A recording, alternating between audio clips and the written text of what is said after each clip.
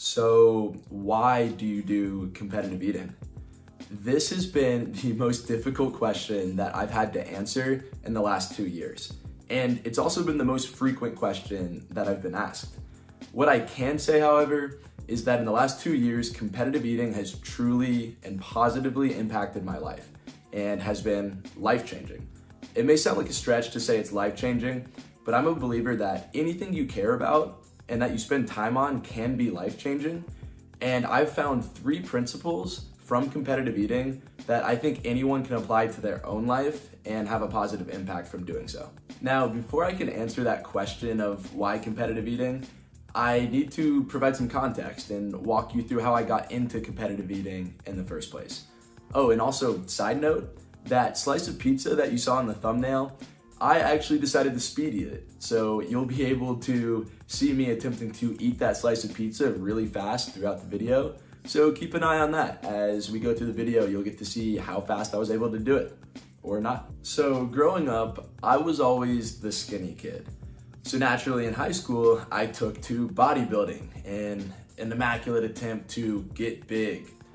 And what that looked like, because I was playing 2 sports at the time, was I was eating a ton of clean food, upwards of 4,000 to 5,000 calories a day of very bro science meals like chicken and broccoli and rice. Not very exciting, but little did I know that from doing all of that took up a lot of room in my stomach. And in the process, weirdly enough, I was expanding my stomach and making myself better at competitive eating for the future. Now let's fast forward to my freshman year of college. I'm 50 pounds heavier, and the one thing I knew is that I could eat more food than most of my friends. I tried out this challenge called the 10,000 calorie challenge, where you attempt to eat 10,000 calories of food in 24 hours. I got to 9,300 calories and I failed, could not eat anymore. I was crazy enough to try that challenge 6 months later. That time, I conquered the challenge. Then I had a friend ask me if I wanted to do a burrito challenge in Gainesville, Florida. This was a 2-foot long burrito that weighed in at 6 pounds, and I deleted that burrito in 18 minutes. Then that same summer, I went and did a pizza challenge in Atlanta and finished a challenge that Man vs. Food couldn't even finish, an 11-pound pizza. From winning those challenges, I got free meals and I got free t-shirts. It was everything a college student could have ever wanted, so I was hooked. So back to that original question, why competitive eating? The answer that I've usually came up with is, well, I'm a really competitive person, or I wanted to show people that I could eat whatever I wanted and still be in shape. And those are still answers, but in reality, a lot more came out of competitive eating than those 2 things. So that's why there's 3 principles that I want to share with you guys that have really changed my life, and they're principles that anybody can apply to their own lives. Principle number 1, becoming good at anything requires high degrees of preparation and discipline. All right, I know this principle might sound cliche, but it holds true. You're not just born with the ability to eat 8 pounds of Vietnamese pho in 29 minutes. You're not born with the ability to eat 29 Krispy Kreme glazed donuts in 12 minutes. In reality, it takes a lot of training and hard work. These are things that I actually had to work hard at to become good at. Training for competitive eating might sound like a weird concept, but let me walk you through what it looks like. It involves me eating huge quantities of meals. Sometimes a training meal for me is upwards of 8 to 10 pounds of fruits and vegetables, foods that are high in water and high in fiber and low in calories, and then finishing that meal off with a half gallon to 3/4 of gallons of water to really stretch out my stomach. It is not an easy task. Similar to any sport though, where the training is often difficult, like running for soccer may not be the most enjoyable thing in the world, but it makes you better at the sport. And training for competitive eating definitely applies. In fact, one of the most critical things I learned is the importance of preparation. My lack of preparation for the broken yolk breakfast omelet challenge was the reason that I failed the only restaurant challenge that I've ever failed. If I would have trained harder, I probably would have won and I wouldn't have experienced the single worst pain of my life, and I wouldn't have had to pay the $40 check at the end while I was in all that pain. Principle number 2, consistently engaging in a hobby you really care about makes you a more attractive person. When I say that it makes you a more attractive person, I'm not talking about physical appearance. What I mean is that it makes you more appealing, interesting, and unique to other people.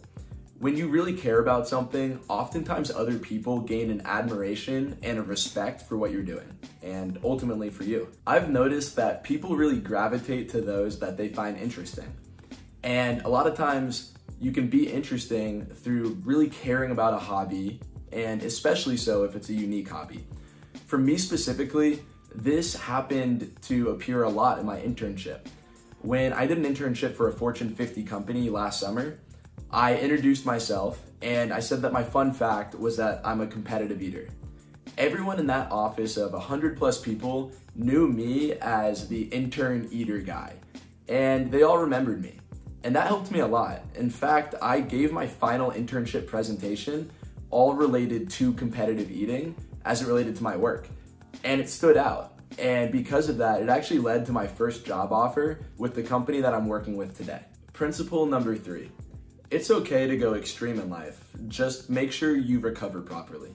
One of the most important lessons that competitive eating taught me was about balance. Consuming elephant portion-sized meals like 10,000 calories of crepes and ice cream in 20 minutes is not sustainable, and you can't do that and remain healthy. Similar to if you were to work 20 hours on a weekend when you didn't want to, or spend a week watching and binging a TV show. It isn't something that you want to consistently do, but it's not an inherently bad thing. You just have to make sure you recover properly. Allow me to paint the picture with an example.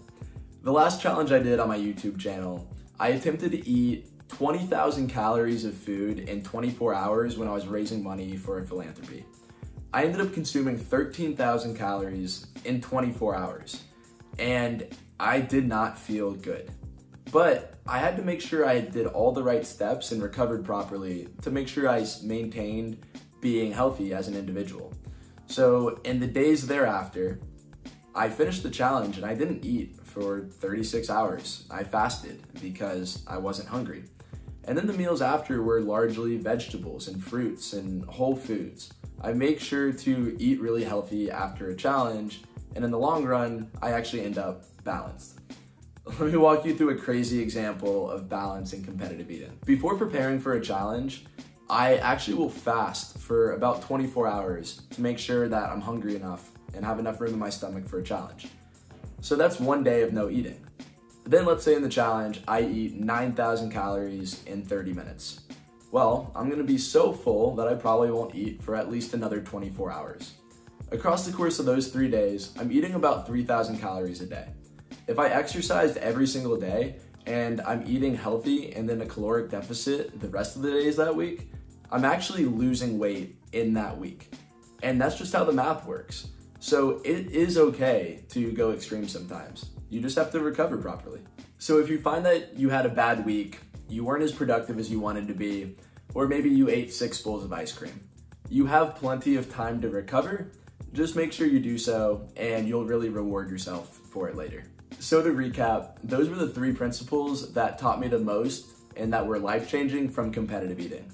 The first one being that to become good at anything, it requires high degrees of preparation and discipline. The second principle is that consistently engaging in a hobby that you really care about makes you a more attractive person. And of course, that third one, it's okay to go extreme in life sometimes. It's just important that you take the time to recover. Now, like I said, those were the 3 main principles, and competitive eating has given me a host of other benefits, like encouraging me to finally start a YouTube channel, or being able to raise money for a philanthropy. And there are a lot of inherent negatives with competitive eating as well, and I'll definitely acknowledge them. There's times where I just won't get full if I'm in season. I could eat and eat and eat. My body won't tell me I'm full because there's so much room in my stomach. So it's really up to me to tell myself no. And that's why I think it's really important to set rules in life. And yeah, you're eating a lot of potentially unhealthy foods. And so it goes back to that concept of balance. But those are some points that I wanted to mention. So if you're still watching, I just wanted to take the time to say thank you. If you're still here, I'm assuming that you're my family or friends, but if you're anyone else, thank you so much. If there's anything that you could do to help the channel, would be to just hit the like button. That would mean a lot to me. As for the future of the channel, there probably will be less eating challenges. I want them to be more of this style of video. I'm looking to help people in this style narrative from my experiences. But with all that being said, thank you again, and I hope you all have a great day.